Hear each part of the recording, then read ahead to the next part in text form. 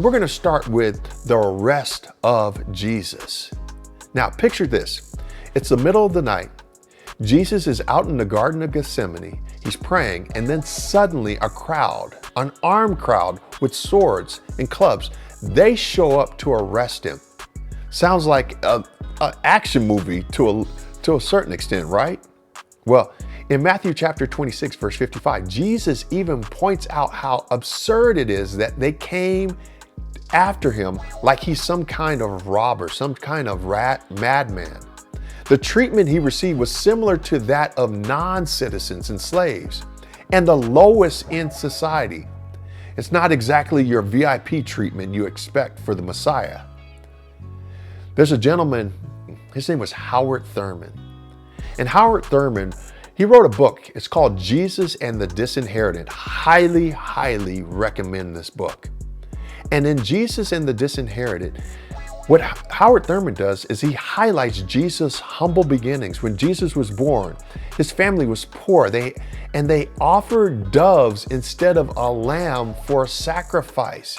They didn't even have a lamb or a goat to offer, so they offered what they had. And typically those who were poor, they would offer turtle doves. And so Jesus grew up in a family that was poor. They were really kind of the low of society. And so Jesus knew a thing or two about being at the bottom of the social ladder. Well, as you go through and you look at what Jesus went through, he was arrested, but then he went to trial.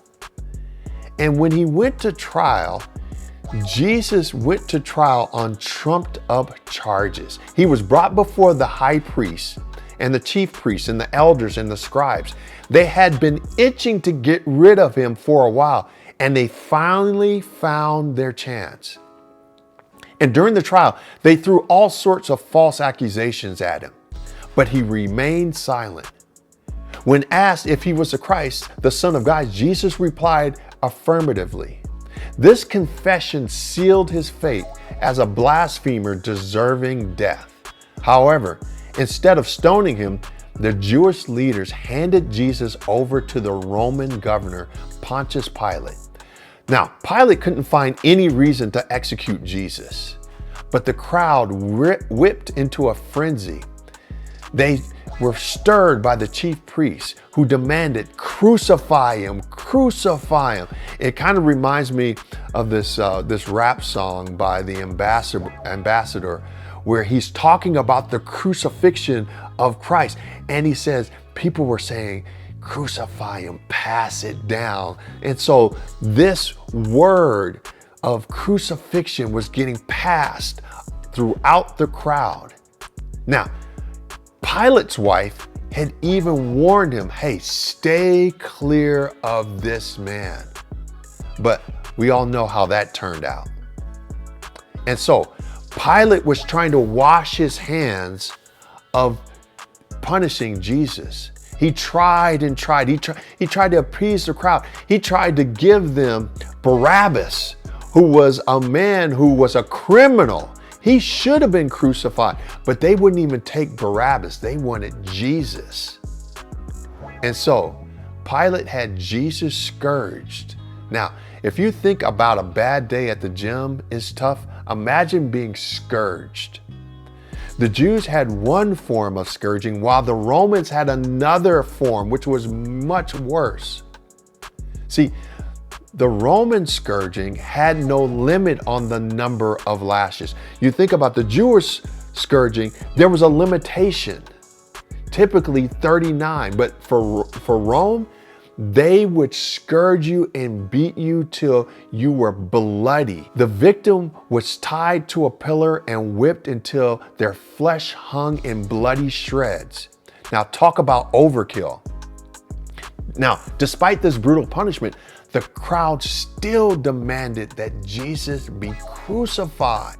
The African-American theologian James Cone, in his book, The Cross and the Lynching Tree, he draws parallels between Jesus' suffering and the plight of African Americans during the Jim Crow era. Both would be stripped and mocked and humiliated in front of crowds. And this connection highlights why Black Christians can deeply relate to Jesus' suffering and find strength in his example. But now we finally arrive at the cross. After Pilate caved to the crowd's demands, Jesus was led to Golgotha. That would be where he would ultimately be crucified and where he would experience death on the cross. The Gospels don't give us much detail about the actual crucifixion, except simply stating they crucified him.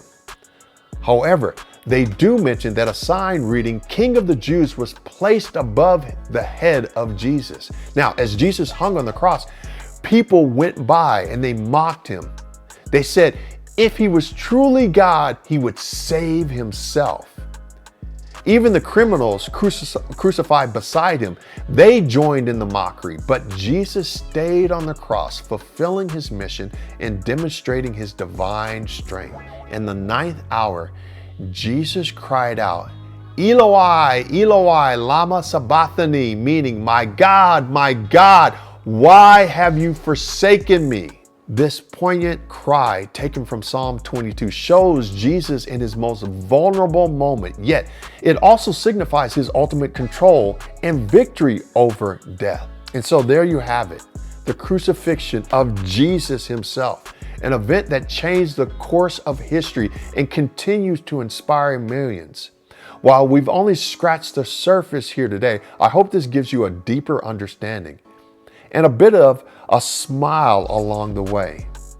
Jesus died. He sacrificed himself for me, for you, so that we might be forgiven of our sins, so that we might be cleansed, so that we might be redeemed and restored into right relationship with God.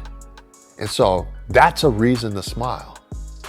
Now, if you enjoyed this video, don't forget to like, subscribe, hit that notification bell so you don't miss out on any future episodes. Thank you for watching, and we'll see you next time.